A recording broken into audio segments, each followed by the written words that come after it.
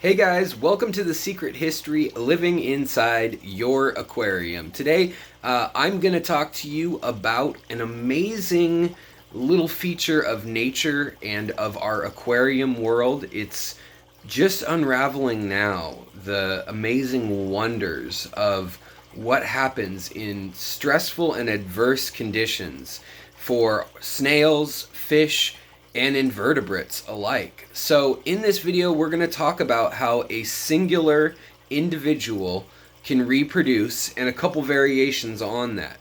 Now, I thought that, snails could reproduce alone individually, and I knew about the self-cloning crayfish.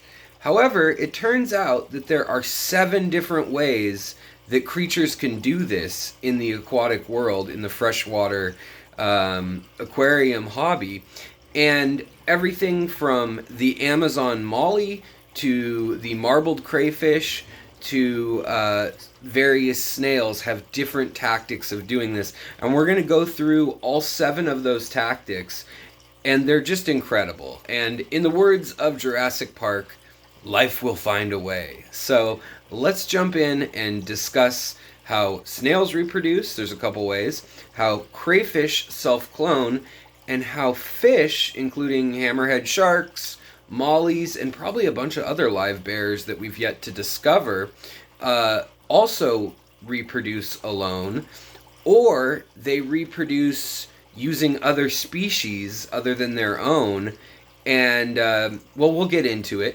And the last kind, which is when you have 2 of a creature, but they actually change genders, so like the clownfish.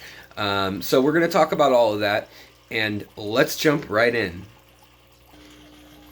Alright, so the first and most well-known version of creatures reproducing alone is usually snails. A lot of people know that their snails in their aquarium can reproduce asexually, or that is with one snail. Now, that doesn't mean that they always do. In fact, I think all of the known snails, and this is very cutting-edge science, we're just now learning much more about this, and a lot of the papers cited, which members of the channel, which you can join for $1.99 a month, you'll have all the source material under the community tab to read through the scientific literature and all the linked articles about this stuff.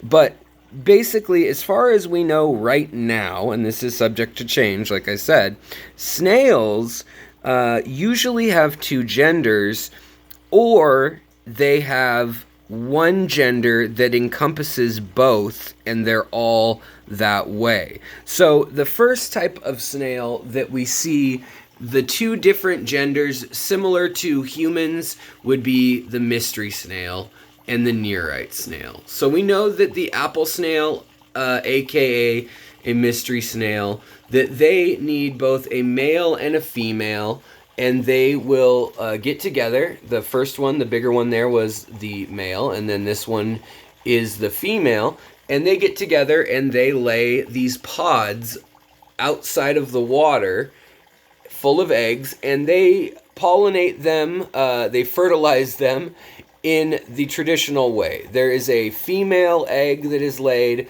and a male sperm that fertilizes it, and then it is a fertile egg.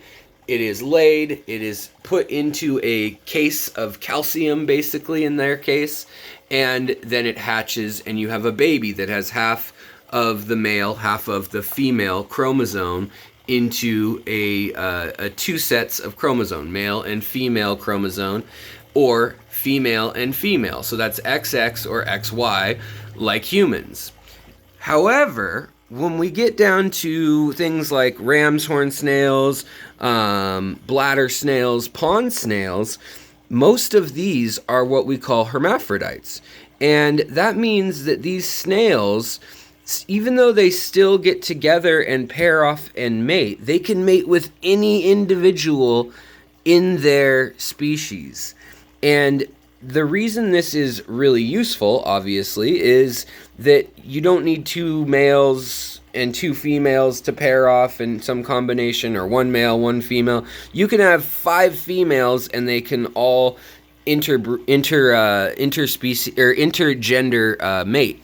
Now, same with little pond snails. There's a little pond snail on the glass there, and bladder snails as well. They are all able to do this. And snail reproduction is pretty brutal when you learn about it. Basically, they have a little spear thing that we call a gypsobellum, or a love dart, quote unquote. And it is a little spear that ejects out from the male part of the snail, because there's a male part and a female part in each of these snails, and whoever has more testosterone in them will take over the male part of this procedure, and they will inject that into the other snail in their soft tissue when they get together, and this will flood the other snail's system with testosterone, allowing them to know, okay, the female is what I'm gonna be. That I just got a flood of testosterone that outdoes mine, and so my eggs will be fertilized. Now, if this ratio is very close, and you have 2 snails that are really similar in size, in dominance, and in characteristics, they may both swap. And so in that case, they will both fertilize one another, and then the eggs within them will have fertilized, and then they'll be laid on a surface and hatched later. Now, these will then have normal XY chromosomes. However, when in times of drought, famine, or stress, you can get other snail species and snails, Malaysian trumpet snails, the cappuccino, or the black devil spike snail that we have up here. And these, among ramshorn snails too, but these can have their babies completely on their own. And what they do is they take the part of themselves that is both male and female, pretty much everything but nerite snails, apple snails, and of course that would include mystery snails. Pretty much all other snails do this for the most part. They can take that part of the egg, the female part of the egg, and the male part of their own body, and they can actually remove the male part of that egg, or the male part of that sperm, which is in the nucleus, and they replace it, they sneak it in their own body with a female chromosome. So it's a clone of themselves. So they still use the sperm cell, but they almost make it a zombie and take it over. And that is how one snail can reproduce with itself. Now, there's another form of this, and that's called sequential hermaphroditism, and that is when a creature that is both male and female is able to be one and then the other. So in clownfish, they will be triggered to do this by maybe a really vivid male that's dominant will show up, and then instead of being a male, the other males will become female. And in this way, they're picking a gender, so to speak, or they're being assigned a gender chemically, and then they will act that way from there forward. So they're not asexually reproducing. They're switching their gender, and that makes it possible to reproduce even if you have 2 males or 2 females. One will pick. Now, in snails, what can happen is they can do this so quickly that they'll actually take their own eggs, lay them as a female without the male part, and then they'll switch gender and they'll fertilize them. So that's the third way that snails basically can self-reproduce, and that is considered asexual reproduction in the sense that it only takes one individual, but it's also what we call sequential hermaphroditism, which is hard to say. So moving on to more complex life forms that maybe you don't expect. Here's another nice little cappuccino snail up on the glass. Some of the life forms you may not expect it in are in Livebearers. So fish also can do this, and we've seen it in hammerhead sharks, we've seen it in zebra danios, and most likely in scarlet batis also. But in the species group of Posilia, which are Livebearers, including these endlers, mollies, platies, swordtails, guppies, Posilia, so, and just showing you guys some examples and some of their babies. Most of these usually reproduce sexually, where you have a female and a male. The male inseminates and fertilizes the female, and she has the babies within her. She grows them within her, the eggs are fertilized in her, and then she gives birth to live babies. However, in 1932, it was discovered that the Amazon molly, which is an incredible fish, which is also known as Posilia formosa, can produce a gynogenetic reproduction, which is basically she is able to reproduce in two ways on her own also. So you could have one molly and she could have a group of babies for one generation, which is interesting.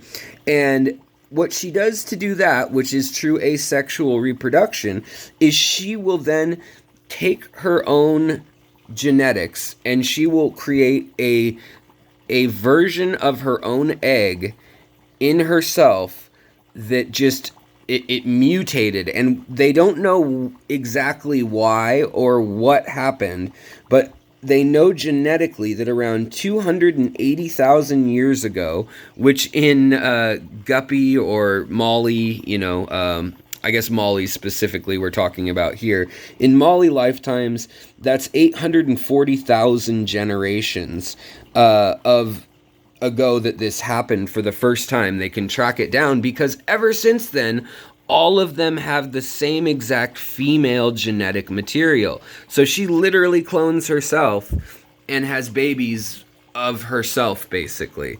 Now, she only can have female babies because there is no Y chromosome. There's only X chromosomes.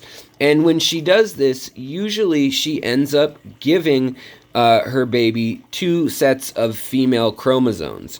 However, there's another, even more fascinating, in my opinion, way that these mollies reproduce in the wild, and that is through what we call we call it kleptospermy, which is a great name for it. Klepto as in theft.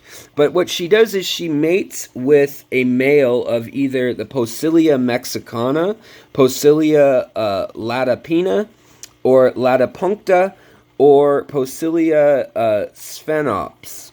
And she can mate with any one of those because, remember, in the species of Posilia formosa, which is the Amazon molly, it's females pretty much is what we consider as their true label. This has been changing, but as of right now, as of 2020, when papers were published in December, they're calling all of that species of Amazon mollies are females. If it is something else, it is a hybrid. Now, they think that it could have been some sort of hybrid that started this originally, but what happened is the female mates with the males, and these are all live-bearing fish that I named off, all four of those species, and their ranges all overlap with the wild Amazon molly. And so what she does is she mates with one of the males and then strips that male of basically the male part of the DNA in the sperm as it's swimming towards the egg and hijacks it. So she ends up with XY and XX combining, and she throws out the Y, and in the end she has three, or what we call triploid chromosomal babies. And this means that there are three sets of chromosomes. Now, usually life forms have two sets of chromosomes, one from mom, one from dad. And as we talked about the reproduction method that she did first, those Amazon mollies, when they do it completely alone, they only have 2 chromosomes, so they're diploid. And if they're diploid chromosomes, then they're trying to clone the mother fish, and that will only result in basically copies of that mother fish genetically. And so if she has an error in copying, it'll be passed down, and that same error will go on, and this is how inbreeding becomes a bad thing very quickly in many species. However, what she can do if she has a male present of a similar species is she can hybridize with them, strip that out of them, and actually she strips out most of the species detail and takes the DNA that is most similar to hers, which is insane, and then basically there are 3 strands of DNA, which gives them more ability to correct for deficits. So if there is an error, there is another strand of DNA, another set of chromosomes to check against. So they are triploids. So pretty amazing stuff. We don't know to what degree this occurs. We know that gobies, like these little guys here, that it occurs in some gobies, and we know that it has also occurred in some Stiphodon species in captivity. But the biggest in captivity switch that we've ever seen and studied is about the incredible marbled crayfish. And this is another one that a lot of people know about. But the marbled crayfish was kept in captivity. Here's another little Stiphodon goby that could be a gender bender on us, kind of like the clownfish most likely, rather than asexual. And that is that the crayfish, the marbled crayfish, is a self-cloner. So it literally had a mutation at some point, and we think it's sometime in the early 1990s.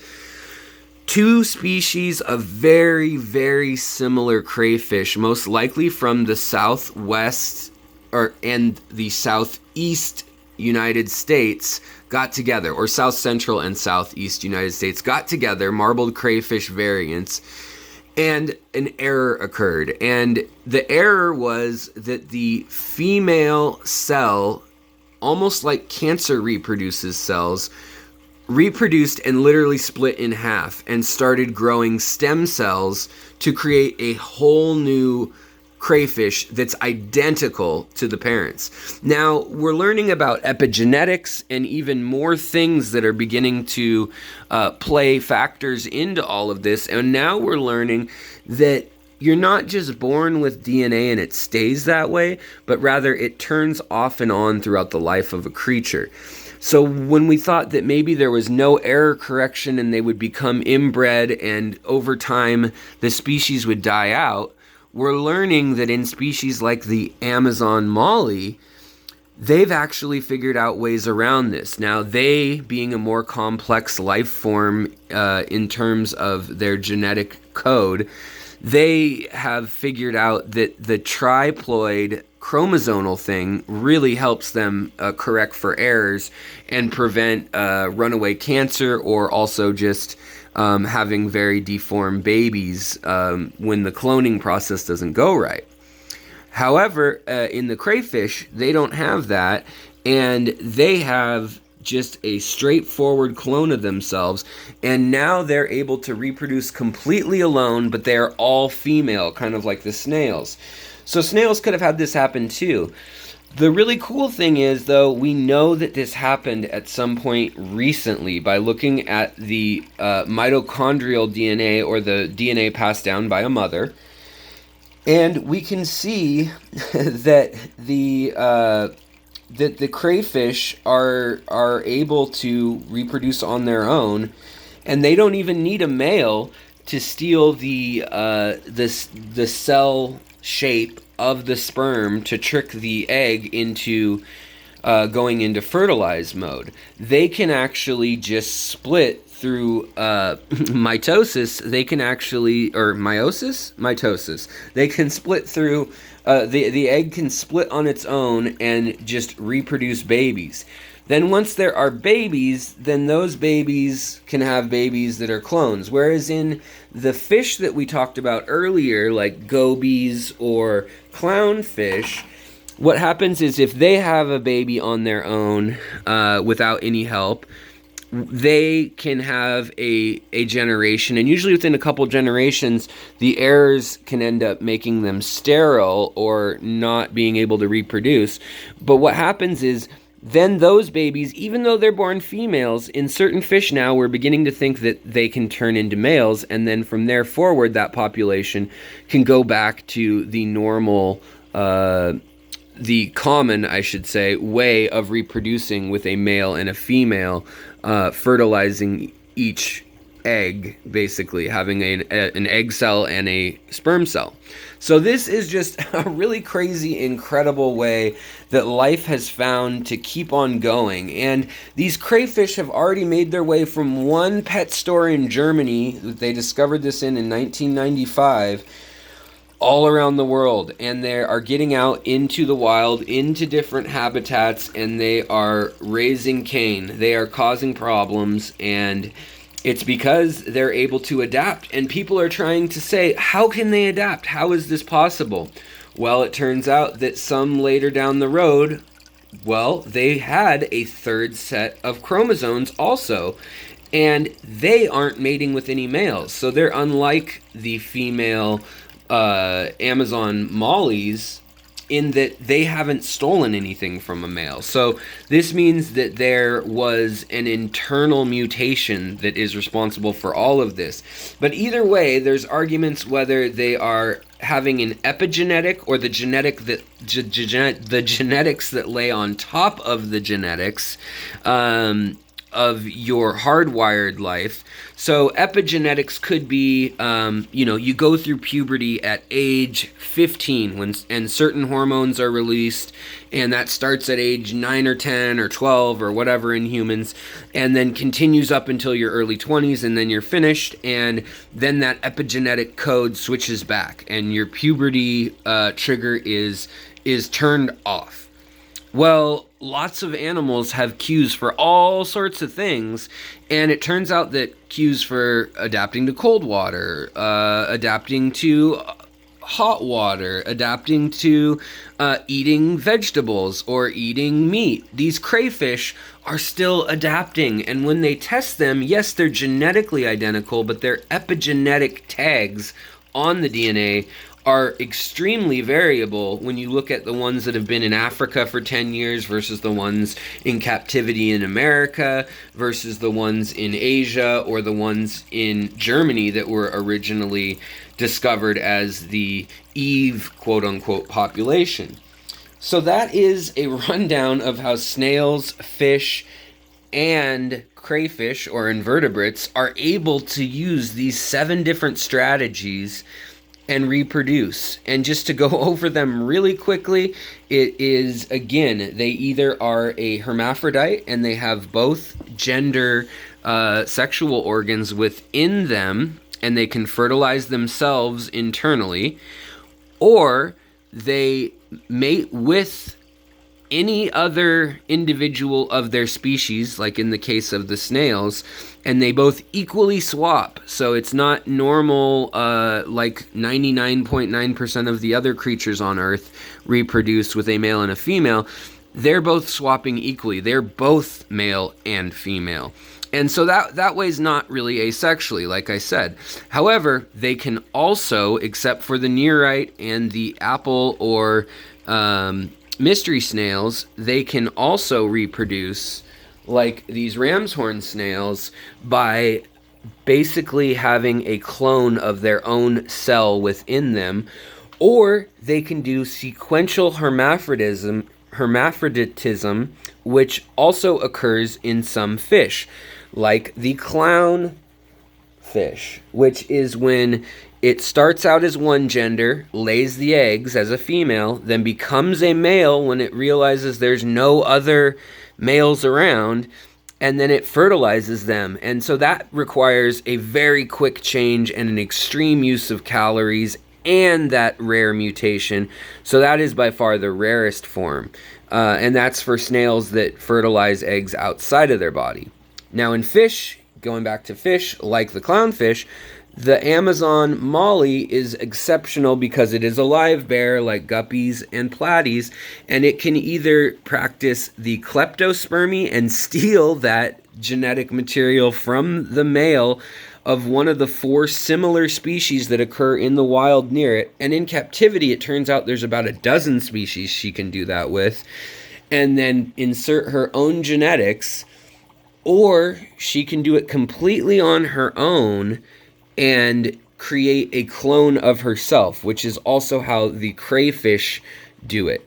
Now, within that cloned world, the last 2 breakdowns are the difference of having the diploid or a triploid chromosomal arrangement. And so if it has the diploid, that means it has 2 sets of chromosomes, just like most life forms do. But if it has the triploid, then even though it's a clone and it's going to emulate its parents, it will have a 3rd set of material of a copy that could have had errors. And over time, that 3rd set is what drifts and causes the surface changes to the organism. So it's a fascinating field.